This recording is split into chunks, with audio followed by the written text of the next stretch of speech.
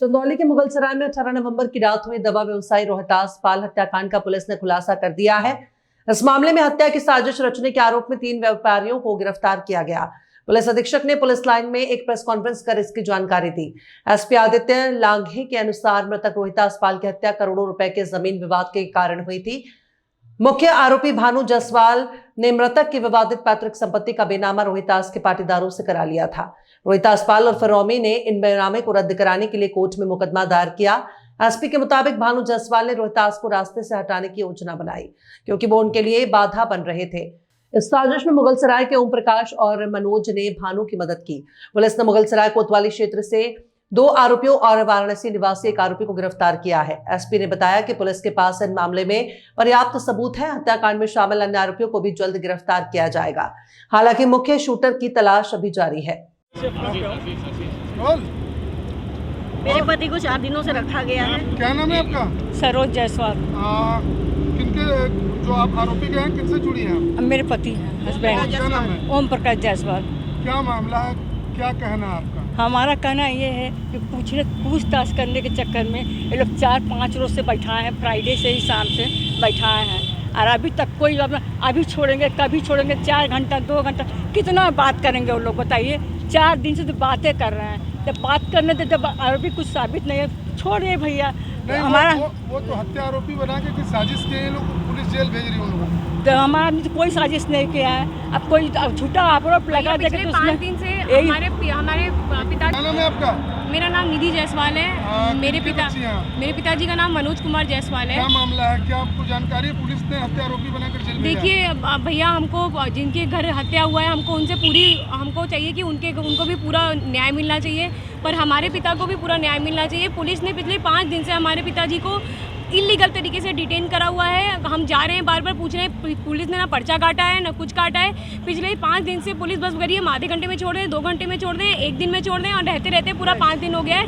अभी तक पुलिस ने हमारे पिताजी को छोड़ा नहीं है और हम पूछ रहे हैं कि क्यों डिटेन किया है, तो कह रहे हैं कि बस हम पूछताछ करें। दिस इज कम्प्लीटली इलीगल और हमको समझ में नहीं आ रहा है कि पुलिस ऐसे गुंडागर्दी कैसे दिखा सकती है, वो भी छोटे व्यापारियों के लिए। हमारे पिताजी बहुत छोटे व्यापारी हैं और वो उनका रेपुटेशन मुगलसराय में सबको पता है। पुलिस ने तो उनको आरोपी बना दिया कि उन्होंने हत्या की साजिश की है। तो ये पुलिस की साजिश है क्योंकि पुलिस सही शूटर को नहीं पकड़ पा रही है। पुलिस शूटर को नहीं पकड़ पा रही है, पुलिस हत्यारों को नहीं पकड़ पा रही। तो पुलिस के ऊपर प्रेशर है कि वो जल्दी से जल्दी तो वो हमारे पिताजी को और इनके हस्बैंड को वो कातिल बना के वो कोर्ट में प्रेजेंट करें। पुलिस का खुलासा सही है? पुलिस का खुलासा गलत है। हम चाहते हैं कि न्याय हो, उनके साथ जिनके घर मर्डर हुआ उनको भी न्याय मिले और हमको भी न्याय मिले। आप लोग अब आगे क्या करेंगे?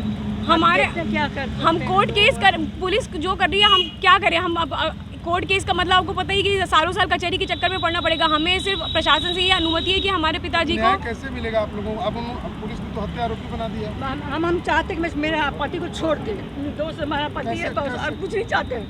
हमारा आदमी बाहर हाथ में छोड़े, न्याय आदमी को परेशान करके सीनियर।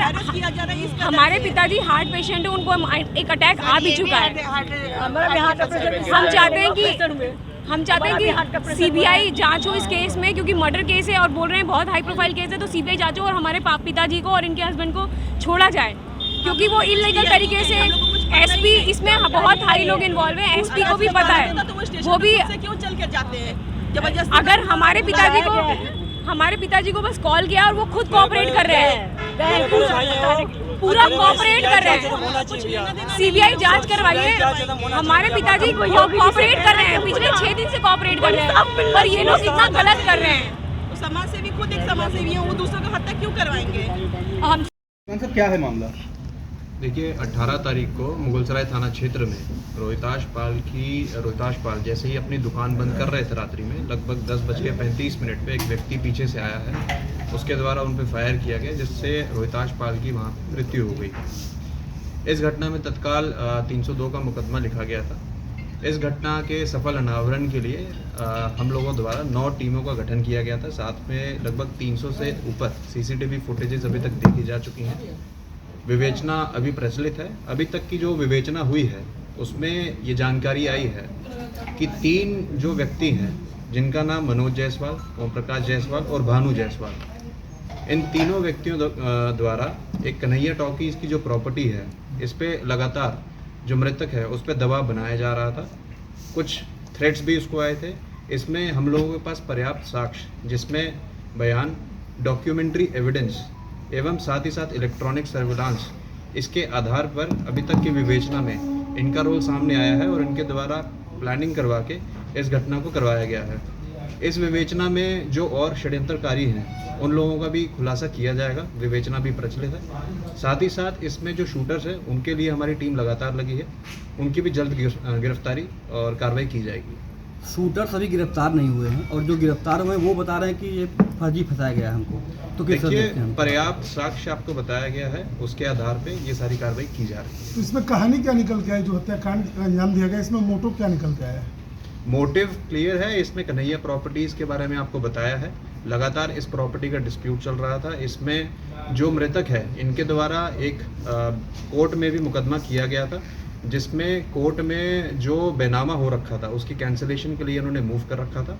और यही पूरी अभी तक जो जानकारी आई है, इन्हीं के द्वारा पूरा प्लानिंग करवाया गया है इनके रास्ते से इनको हटाने के लिए, और इसलिए पुलिस इनको गिरफ्तार करके जेल भेज रही है। ऐसी भी संभावना जा सकती है कि जो हत्यारा है वो गिरफ्तार होगा तो कुछ नया भी निकल कर आ सकता है सामने। देखिए, पर्याप्त कोई और भी साक्ष्यों के होता है? आधार पे पुलिस द्वारा कार्रवाई की जा रही है और आपको जो भी चीज़ें होंगी और जैसे ही बाकी कार्रवाई होगी उसमें आपको संज्ञान में डाली जाएंगी। परिवार को धमकी की बात आ रही, तो क्या ये धमकी में यही लोग शामिल थे कि कुछ और भी रैकेट इसमें शामिल है? देखिए, अभी तक वही बताया मैंने, पर्याप्त एविडेंसेस जिसमें साक्ष्य, जिसमें स्टेटमेंट्स हैं, जिसमें डॉक्यूमेंट्री एविडेंस है और इलेक्ट्रॉनिक सर्विलांस, इन तीनों के आधार पर इनको जेल भेजा जा रहा है। और बाकी रही परिवार की बात, उनको परिवार को लगातार सुरक्षा दी जा रही है और जो अन्य षड्यंत्रकारी हैं या शूटर्स हैं उनकी भी तत्काल गिरफ्तारी की जाएगी।